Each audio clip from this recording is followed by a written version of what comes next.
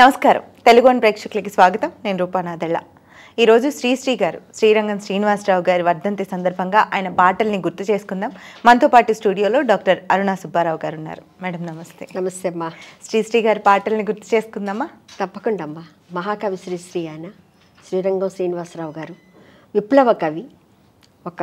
ఆయన ఏంటంటే ఆయన రాసిన ప్రతి పాటలో కూడా ఒక అర్థం ఉంటుంది, అర్థవంతంగా రాస్తారు. పేదల కష్టాలు వస్తాయి దాంట్లో చాలా వరకు, ఆయన కష్ట సుఖాలన్నింటినీ రాస్తారు. అయితే అందరికీ ఏం తెలుసు అంటే విప్లవ కవిగా తెలుసు, కానీ కొన్ని ఆయన భావగీతాలు రాశారు, అలాగే డ్యూయట్స్ రాశారు. చాలా అద్భుతంగా ఉంటాయి పాటలన్నీ.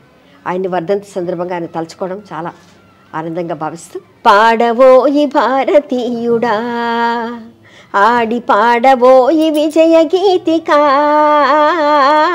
పాడవోయి భారతీయుడా నేడే స్వాతంత్ర దినం వీరుల త్యాగఫలం, నేడే స్వాతంత్ర దినం వీరుల త్యాగఫలం, నేడే నవోదయం నీదే ఆనందం, హో పాడవోయి భారతీయుడా ఆడి పాడవోయి విజయ గీతికా, పాడవోయి భారతీయుడా. ఈ పాట ఆయన రాసిందే.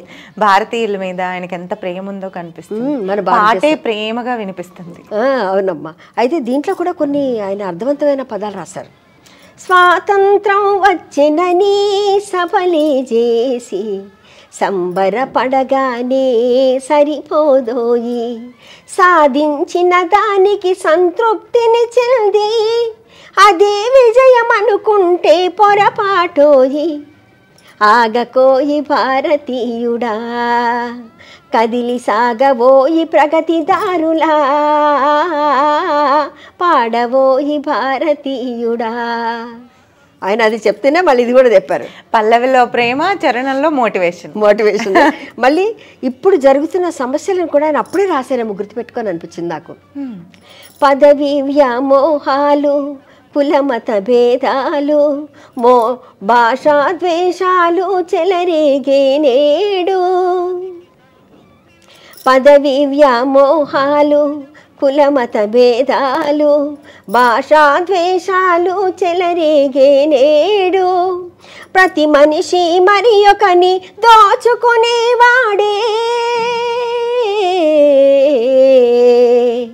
ప్రతి మనిషి మరి ఒకని దోచుకునేవాడే, తన సౌఖ్యం తన భాగ్యం చూసుకునేవాడే, స్వార్థమే అనర్థ కారణం అది చంపుకొనుట క్షేమదాయకం, స్వార్థమే అనర్థ కారణం. ఒక 50 ఏళ్ల క్రితం ఇది రాసేసారు ఆయన. ఇది ఒక లెసన్. ఇది ఈ పాటలో ప్రతిదానికి ఒక్కొక్క మలుపు ఉంటుందని అనిపించింది. కానీ ఇప్పటికి కూడా మనకి జెండా వందనం వస్తే ఈ పాట కంపల్సరీగా వస్తుంది. అవును, అంత అద్భుతమైన కవం ఆయన. ఆయన గురించి చాలా చెప్తారు చాలామంది కూడా. ఆయన పాట రాసిమని ఆయన అడగాలి అంటే కూడా చాలామంది భయపడేవారు. ఆయన ఎలా అంటే ఆయన ఇలా కూర్చొని అప్పటికప్పుడు రాసొచ్చిన సందర్భాలు కూడా ఉంటాయి, ఎన్ని రోజులైనా రాసి ఇవ్వకపోయిన సందర్భాలు కూడా ఉండేవట. అవునా? ఎందుకు మేము భయపడ్డాం అంటే ఆయన చాలా సిస్టమేటిక్గా ఉండేవారు. మీకు పాట కావాలా అంతే, కటాకట్ మాట్లాడేవారు, కటాకట్ చెప్పేసేవారు ఆయన అంతే. అటు నాసికట్టము అట్లాంటిది ఏముండదు ఆయనకి. ఒక విప్లవకరమైన భావాలు ఉండేవి ఆయనకి. వెళ్ళి అడగాలన్నా అడిగేవాళ్ళు కరెక్ట్గా అడగాలన్నమాట. ఇది చెప్పాలి, ఈ సిచ్యువేషన్ అని చెప్తే అది వచ్చేస్తుంది. ఎలా అంటే అప్పటికప్పుడు అయినా సిగరెట్ పెట్టే మీద కూడా రాసొచ్చిన సందర్భాలు ఉన్నాయి అంటారు. నేను విన్నాను అది అంతవరకే. అది అంటే అప్పుడు సిగరెట్ పెట్టి చింపేసి అప్పుడు రాసి ఇచ్చేసారట పదాలు. కానీ చాలా ఎలా అంటే కొంచెం గట్టి పదాలు అంటారు కదా, బలమైన పదాలు పడతాయి ఆయనకి. అంత మహాకవి, పట్టు తెలుగు మీద పట్టు ఆయనకి, తెలుగు మీద పట్టు. ఇంతమంది చాలామంది కవులున్నా అందరూ భావకవుల్లాగా ఉండేది, కానీ నేను ఒక్కరికి మాత్రమే విప్లవ కవి. విప్లవాత్మకమైన భావాలు కావాలన్నా, విప్లవాత్మకమైన కథలు కావాలన్నా, పాటలు కావాలన్నా ఆయన్ని అడగాలి. ఒక విప్లవాత్మకమైన పాట గుర్తు చేసుకుందామా? ఇప్పుడు మనకి అల్లూరి సీతారామరాజులో తెలుగు వీరలేవరా దీక్షభూని సాగరా దేశమాత స్వేచ్ఛ కోరి తిరుగుబాటు చెయ్యరా, బలగుతుంది పడండి మ్యామ్. తెలుగు వీరలేవరా దీక్షభూని సాగరా దేశమాత స్వేచ్ఛ కోరి తిరుగుబాటు చెయ్యరా, నిజంగా విప్లవాత్మకమైన పాట అనగానే ఈ పాటే గుర్తొస్తుంది ఎవరికైనా. చాలా మందికి ఇలాంటి పాటలన్నీ చాలా రాశారు ఆయన, 1-2 కాదు. అలాగే భావార్థం ఉన్న పాటలు కూడా చాలా రాశారు. అది ఎట్లా అంటే గుండె లోతుల్లోకి దూసుకెళ్లే పాటలు ఉంటాయి అవి. ఎలా అంటే నిన్ను నిన్నుగా ప్రేమించుటకు నీ కోసమే కన్నీరు నించుటకు, నిన్ను నిన్నుగా ప్రేమించుటకు నీ కోసమే కన్నీరు నించుటకు నేనున్నానని ముందుగా పలికే తోడొకరుండిన అదే భాగ్యమో అదే స్వర్గమో, మనసున మనసై బ్రతుకున బ్రతుకై తోడొకరుండిన అదే భాగ్యమో అదే స్వర్గమో. సూపర్ కదా. అది దీంట్లో భావం ఎంత బాగుంటుంది. ఎవరికైనా అలాగా గుండెకి ఇలా టచ్ అవుతుంది. అంటే ఎవరైనా సరే మన కోసం అనేవాళ్ళు ఒకరు ఉండాలి కదా అనే భావన ప్రతి ఒక్కరికి అది ఈ రోజుకి కూడా ప్రతి ఒక్కరికి ఆ ఫీలింగ్ ఉంటుంది, మనకంటూ ఒకరు ఉండాలి ఉండాలి. అవును, ఆ ఫీలింగ్ కంపల్సరీగా ఉంటుందమ్మా. అలాంటి పాటలన్నీ ఆయన రాశారు. అలాగే మనకి ఒక పాట ఉంటుంది, నాకు ఆ పాట చాలా ఇష్టం.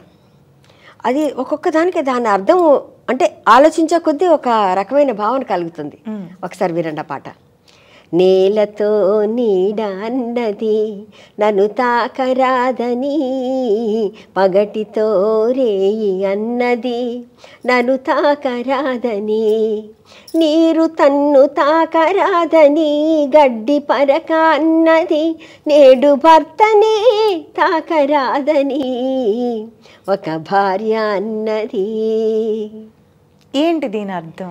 అంటే ఆ భార్య ఆయన మాట వినదనమాట. అసలు నువ్వు అంటుంది అంటే ఎందుకు ఆమెకి అంటే కుల మత భేదాలు అక్కడ వస్తాయి కదా, బలవంతంగా పెళ్లి చేస్తారు ఆమె భార్యాభర్తల మధ్యలో. ఆ సినిమాలో అక్కినేని నాగేశ్వరరావు గారు, కాంచన చూసాను నేను ఈ సినిమా. వాళ్ళిద్దరిది కులాల డిఫరెన్స్. అలాగే ఒక పందెంలో ఈయన గెలుచుకొని పెళ్లి చేసుకోవాల్సి వస్తుంది ఆమెని. ఆమెకి ఇష్టం లేదు. అక్కడ ఈయన తక్కువ కులం అనమాట. అప్పుడు ఆయన చెప్తాడు, ఈ పాట పాడతాడు అనమాట. అక్కడ చూడండి, నేలతో నీడ అన్నది, నేలతో నీడ అన్నది నన్ను తాకరాదని, పగటితో రేయి అన్నది నన్ను తాకరాదని, నీరు తన్ను తాకరాదని గడ్డి పరక అన్నది, నేడు భర్తనే తాకరాదని ఒక భార్య అన్నది. 3 ఎగ్జాంపుల్స్ కూడా ఒకదానితో ఒకటి సంబంధం లేనట్టే ఉంటాయి, కానీ అవి తాకకుండా అవ్వదు, తాకాలి కంపల్సరిగా. అలాగే రవి కిరణం సోకనిదే నవకమలం విరిసేనా, మధుపం తను తాకనిదే మందారం మురిసేనా, తల్లి తండ్రి ఒకరినొకరు తాకనిదే నీవు లేవు నేను లేను, నీవు లేవు నేను లేను లోకమే లేదులే. అర్థమైందా నీకు ఇప్పుడు? అర్థమైంది. అంటే రవికిరణం తాకకపోతే నవకమలం విరియదు. అవును. మధుపం తను తాకనిది అంటే తనకి అంటే తేనెటీగా తాకకపోతే మందారం విరియదు కదా. అదే తల్లి తండ్రి తాకకపోతే నువ్వు నేను ఎక్కడి నుంచి వచ్చామని అడిగాడు ఆయన. అంత అర్థవంతమైన పాట ఇది. ఆ రాగం కూడా ఎంత బాగా పాడారో అసలు నిజంగా చాలా బ్రేక్ లేదు, ఎంత పీక్ అయినా వెళ్ళిపోతుంది రాగం. పాట అలా ఉన్న గొప్పతనం అది. అంతే అమ్మా. అదే ఘంటసాల గారు పాడారు, మహానుభావుడు ఆయన. ఆయనకి పాదాభివందనాలే. నేను కూడా అంటే ఆయన ఎక్కడ ఆగరు, మరి అక్కడ ఆగకుండా పాడేది అది. అలాగే మనకి విరహ గీతాలు కూడా ఈయన చాలా రాశారు. పెను చీకటాయే లోకం చెలరేగే నాలో శోకం, విషమాయే మా ప్రేమ విధియే పగాయే, మొగమైన చూడలేదే మనసింతలో మారేనా, చిన్ననాటి ప్రేమ గాథ వినిపించలేనైతినే.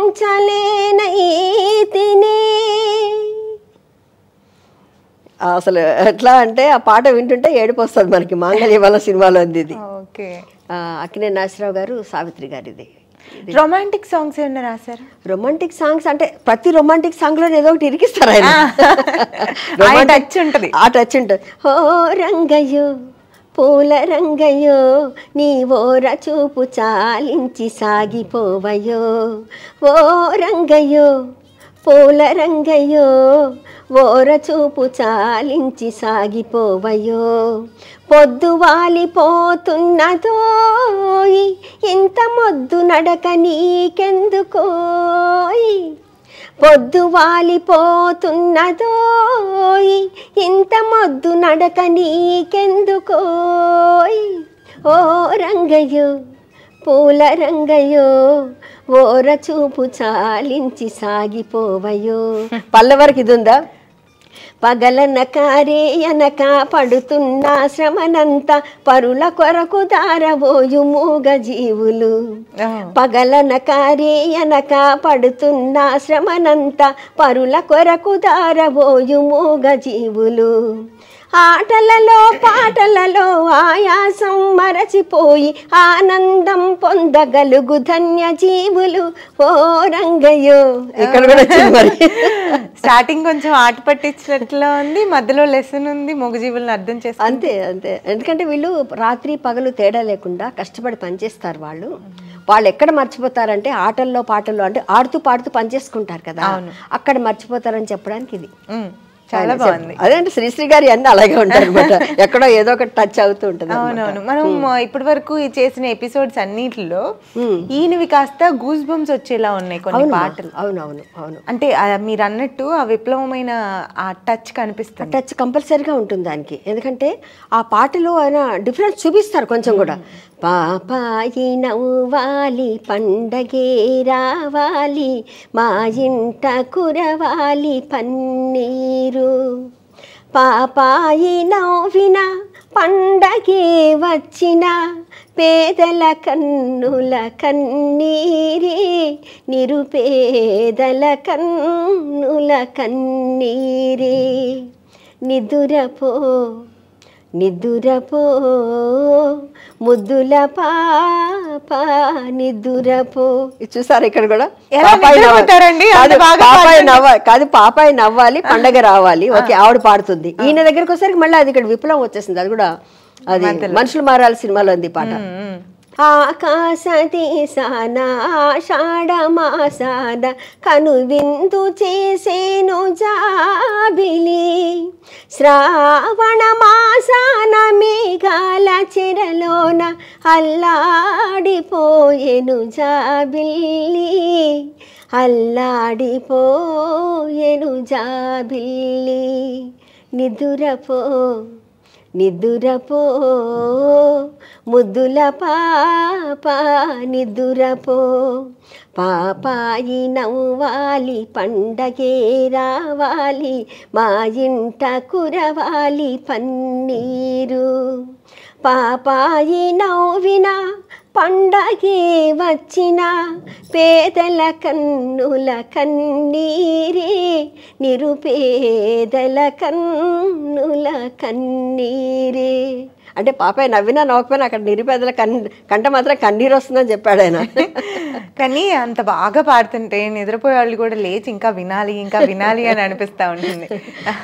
ఇట్లాంటి అద్భుతమైన పాటలు ఆ రోజుల్లో రాసేవాళ్ళు అలాగే ఉండేవారు, పాడేవాళ్ళు అలాగే ఉండేవారు, సినిమా తీసేవాళ్ళు కూడా అలాగే ఉండేవారు. మనకు అక్కడ కొన్ని పాటల్లో డ్యాన్స్ కూడా ఏమి ఉండదు, మీరు చూడండి, డ్యాన్స్ కూడా ఉండదు. కానీ ఆ రిథం ఎంత బాగుంటుందంటే మనం లేచి డ్యాన్స్ చేయాలన్నంత విధంగా ఉంటుంది. ఎక్స్ప్రెషన్స్ అలా కనిపిస్తుంటాయి వాళ్ళ దగ్గర నుంచి మనకి కదా. ఇది శ్రీశ్రీ గారి గురించి ఎంత చెప్పుకున్నా తక్కువేమ్మా. ఆయనకి 2 భార్యలు. రెండో భార్య ఆయన విప్లవాత్మకమైన కవితల్లోంచో కథల్లోంచో ఆవిడ కూడా కథలు అవి రాస్తారని విన్నాను నేను.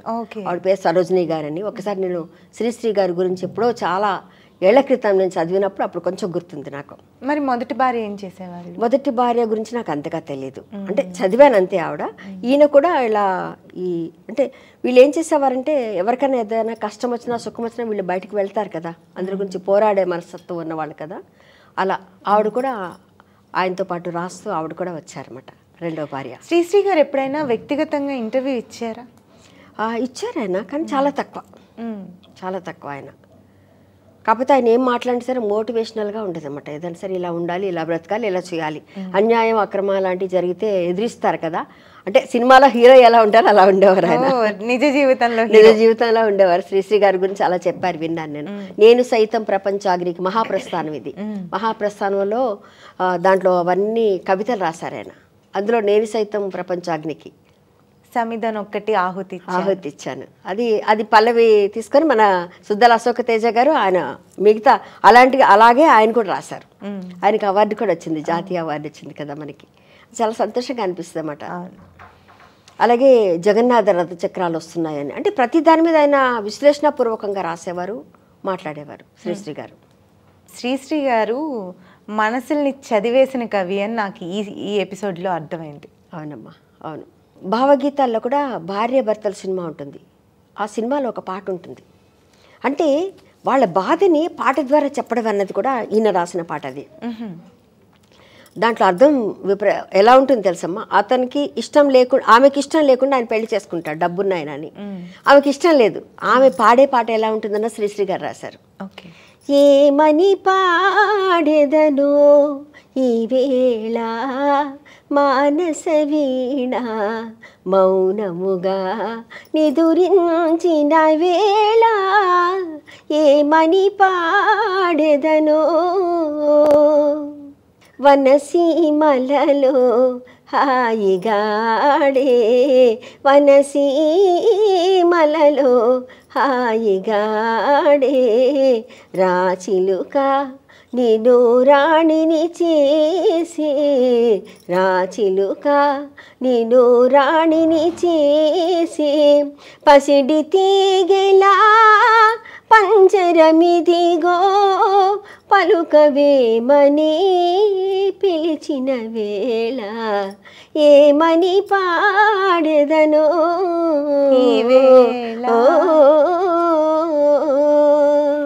కదా. అర్థమైందమ్మా, అర్థం ఎంత బాగుంది. ఇలాంటి భావయుక్తమైన పాటలు కూడా ఆయన రాశారు. అలాగే దేవత సినిమాలో పాట సూపర్ హిట్, అది ఎన్టీ రామారావు గారు. అందులో ఆ పాట కూడా అసలు వింటుంటేనే బాధ అనిపిస్తుంది మాకు. బొమ్మను చేసి ప్రాణము పోసి ఆడేవు నీకిదే వేడుక, గారడి చేసి ప్రాణము పోసి నవ్వేవు ఈ వింత చాలిక, బొమ్మను చేసి ప్రాణము పోసి ఆడేవు నీకిదే వేడుక. ఇది ఇలా ఉంటే చరణములో అందాలు సృష్టించినావు దయతో నీవు, మరలా నీ చేతితో నీవు తుడిచేవులే, అనురాగ మధువు అందించి నీవు హాలాహల జ్వాల చేసేవులే, ఆనంద నౌకా పయనించు వేళ, ఆనంద నౌకా పయనించు వేళ, శోకాన సంద్రాన ముంచేవులే, బొమ్మను చేసి ప్రాణము పోసి ఆడేవు నీకిదే వేడుక. ఆ స్వరంలో శోకం వినిపిస్తుంది. అవును, అంటే అందాలు నువ్వే సృష్టించావు కానీ నువ్వే తడిపేస్తావు. నౌక ఆనందంగా ప్రయాణిస్తుంది అన్నప్పుడు ముంచేస్తావు. ఇవన్నీ నువ్వే చేసి ఎందుకు ఇలా చేస్తున్నావు అని భగవంతుని ప్రశ్నించడం, అది కదా ఆ బాధ. అవును, బాధాకరమైన పాటలు కానీ, భావయుక్తమైన పాటలు కానీ, విప్లవాత్మకమైన పాటలు కానీ, అర్థవంతమైన పాటలు కానీ, ఇవన్నీ రాయాలి అంటే శ్రీశ్రీ గారే. అది ఆయనకే చెల్లింది. మహాకవి శ్రీశ్రీ గారి వర్ధంతి సందర్భంగా ఆయన్ని పాటలతో ఇలా తలుచుకోవడం చాలా బాధ, సంతోషం రెండు కలిపి. అంటే ఆయన్ని తలుచుకున్నందుకు, ఆయన పాటలు గుర్తు చేసుకున్నందుకు సంతోషంగా ఉంది. ఆ మహానుభావుడు ఇక్కడ లేరు కదా అన్న బాధ మనసులో ఉంది. నమస్కారం.